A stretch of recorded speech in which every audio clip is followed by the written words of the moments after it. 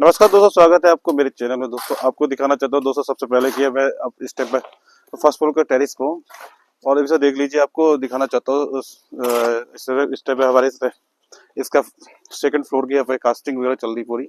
Brick work दिखाना चाहता हूँ आपको। फिर बेसिकली आप दिख रहे ब्रिक वर्क का सा।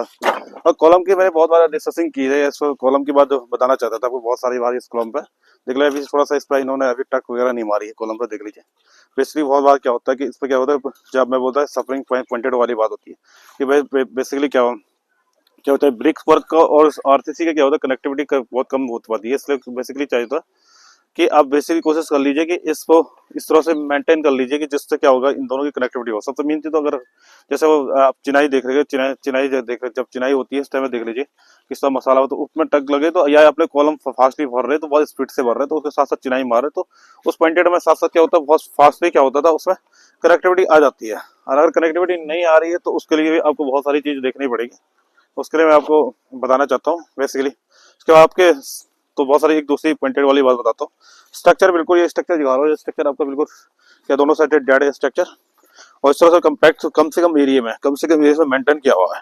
देख लीजिए इसमें यहाँ पे देख लीजिए इसमें बेडरूम की विंडोज हम दिखाना चाहते हैं किस तरह से मेंटेन किया। यहाँ पर लैंडिंग पॉइंटेड है, स्टेयर का लैंडिंग पॉइंटेड आ रहा है। तो स्टेयर का लैंडिंग पॉइंटेड पर हमने यहाँ पे विंडो बेसिकली यहाँ पे ऑप्शन नहीं हुआ, तीन चार साइड से डेड पॉइंटेड है तो ये विंडो आ नहीं पा रही। तो हमने कोशिश कर रखी कि इसमें आपकी लाइटिंग अच्छी आए। और देख लीजिए साथ साथ देख लीजिए आपका ये फर्स्ट फ्लोर का हमने इसका शटरिंग अभी अभी इसका स्लैब कास्ट हुई है। तो फर्स्ट फ्लोर के सब सारी सीरीज देख लीजिए आपकी बल्लियां वगैरह टेक अच्छी तरह से टेक किया गया। इसका थोड़ा सा यहाँ पर हम साइड तो आपको दिखा नहीं पाऊंगा, लेकिन देखिए इसके बाद हम जाते हैं ग्राउंड फ्लोर की बात करते हैं। तो ग्राउंड फ्लोर का जो इसमें पूरा स्ट्रक्चर बनाया गया है, दिखाना चाहता हूँ कि किस तरह से मेंटेन किया हुआ है उसको हमने पोर्च के साथ साथ पूरी बिल्डिंग को इस तरह से मेंटेन किया हुआ। देख लीजिए इसका ये वाला पोर्च का पोर्शन है और साथ साथ स्टेयर बना दीजिए। ये पूरा देख लीजिए पोर्च का यहाँ से स्टेयर कास्ट करके साथ साथ इसमें यहाँ से एक एंट्री इसमें बताना चाहता हूँ इसमें किस तरह से एंट्री आ रही। एक एंट्री आपको दिखाना चाहता हूँ, ये एंट्री देख लीजिए यहाँ से इधर से ये आपके ड्राइंग रूम की एंट्री आ रखी है। यहाँ से सीधे सीधे की एंट्री देखिए, यहाँ पे इसके विंडो आएगी। अभी बेसिकली इसका विंडो तो लगी नहीं है। अब दोस्तों देखिए जा रहा है कि कितना छोटा एरिया है और किस तरह से इसको मेंटेन किया गया है। तो साथ साथ आपको दिखाना चाहता हूँ, देख लीजिए इसमें गैलरी पॉइंटेड डाल रखा है साथ साथ इसमें और रेंट पर्पज से बनाएगा। देख लीजिए ये आपके किचन देख लीजिए किस तरह किचन है। ये किचन देख लीजिए किस तरह से कास्ट कर रखी है, बिल्कुल बेहतर तरह था। थोड़ा सा तिरछा दिखेगा आपको, लेकिन ये है कि बिल्कुल मेंटेन किया। साथ साथ इसमें देख लीजिए स्पेसिंग बनाया गया, छोटा स्पेस बनाया गया है।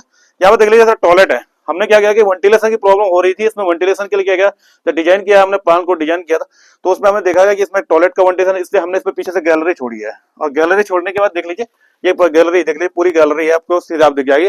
तो इसमें क्या गया, किचन का तो वेंटिलेशन साइड से हो रहा था लेकिन क्या टॉयलेट का वेंटिलेशन नहीं हो पा रहा था। तो हम इसमें से गैलरी इस तरह से मेंटेन करेंगे, पीछे से आपकी गैलरी जा रही है। और साथ साथ दोस्तों जब भी प्लान करते हो तो वेंटिलेशन का विशेष ध्यान रखना है। और साथ साथ देख लीजिए यहाँ पर जो काफी बड़ा स्पेस हमने इस पर देख लीजिए शॉप का पर्पज इन्होंने सोचा, दो साइडेड रोड होने की चाहिए, इन्होंने सोचा स्पेशली बनाया कि शॉप यहाँ पर ओपनिंग शॉप आपके दोनों साइड से कितनी बढ़िया स्पेस दे रखा है शॉप पे। अच्छी लोकेशन में आ रहा, बेहतर लोकेशन देख लीजिए। लटक से साथ साथ बड़े तरह से कास्ट किया हुआ फ्रंट लटक देख लिया, ऊपर बेहतर तरह से हमने कास्ट की हुई इसको। बहुत बार ये पॉइंटेड रहता है कि डिजाइन किस तरह का होगा, डिजाइन को स्पेशली समझना बहुत जरूरी होता है। स्पेशली कम एरिया में डिपेंड नहीं करता कि लैंड आपके पास कितनी है, डिपेंड ये करता है कि आप उसको किस तरह से मेंटेन कर रहे हैं। ये बहुत इंपॉर्टेंट चीजें होती है। जिस तरह से हमने इसमें मेंटेन किया प्लान किया, सबसे मेन चीज कास्ट करने में जब क्वांटिटी वाली बात आती है तो स्ट्रक्चर को विशेषली इंपॉर्टेंट रोल दिया है। किस तरह से स्ट्रक्चर किस तरह से हर पॉइंटेड इसमें बताया गया है कि इस तरह से हमने स्ट्रक्चर लगता है किस तरह से लेनी है। ये सारी एक एक पॉइंटेड हम इसमें डिस्कशन करते हुए जो हमारे कॉन्ट्रैक्टर हमने एक एक चीज बताई है। तो बेसिकली यहाँ पर ओनर को भी काफी हेल्प मिली हमारी सपोर्टिंग से कि हाँ कहाँ पर कॉलम देना है, कहाँ कहाँ पर लटक सा, ये सारी चीजें यहाँ पर इंफॉर्मेशन के अकॉर्डिंग हमने यहाँ पर दी है। उसके बाद ये बिल्डिंग्स आपके जाके सेकंड फ्लोर पर इसकी कास्टिंग चल रही है।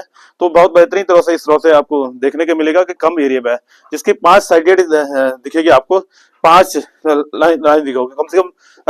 देखो 4 लेंथ है तो आप देखिए इसमें 5 आपको दिखाई देगी। तो बेसिकली लेकिन इस तरह से आप मेंटेन कर लीजिए। मैं कहता हूँ कि कम एरिया में आप 100 गज से नहीं गए, 50 गज या 60 गज के प्लॉट्स होने के बावजूद भी आप बढ़िया से, लेकिन सबसे मेन ध्यान रख लीजिए पार्किंग एरिया आपके पास स्पेशली होना चाहिए। अगर आपके पास पार्किंग एरिया ना होगा तो बेसिकली आपके बिल्डिंग्स की कोई वैल्यू नहीं रहेगी आज के डेट में विदाउट आपके पार्किंग के। तो बेसिकली पार्किंग को कैसे कार पार्किंग, अगर कार पार्किंग नहीं होगी तो बेसिकली आपकी बिल्डिंग्स में कभी भी आप सेल पर्पज से बिल्डिंग्स को लगाओगे तो कभी भी कोई भी क्लाइंट आके कहेगा उसको सेल नहीं हो पाएगी बिल्डिंग। तो इससे क्या है, कार पार्किंग नहीं होने के कारण है। और रोड का पर्पज रहता है, रोड पर आप गाड़ी लगा दो, लेकिन अंदर के बहुत इंपॉर्टेंट होता है, सेफ्टी पर्पज से बहुत इंपॉर्टेंट चीज होते हैं। तो ध्यान रखिए दोस्तों, मैक्सिमम आप देख लीजिए स्ट्रक्चर नहीं है, जैसे स्ट्रक्चर है तो इसमें आपकी 4 इंची वॉल भी चल जाती है।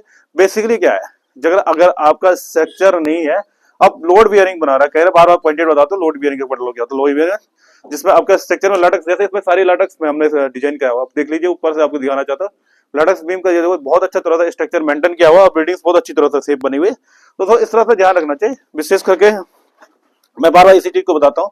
मेरा हर पॉइंटेड पे ये रहता है कि बीम्स में लटक्स होना, जो लटक्स बीम होती है वो बहुत ही बड़ा रोल रखती है बिल्डिंग्स में। तो ये वाइडेड आप देखते हैं स्पान की बात करते हैं तो यहाँ पे कनेक्टिविटी से लटक्स देख लीजिए, एक लटक से सेंटर की लटक आ रखी है, इधर भी लटक है आपकी और फ्रंट में लटक है और साइड से तो ऑलरेडी है।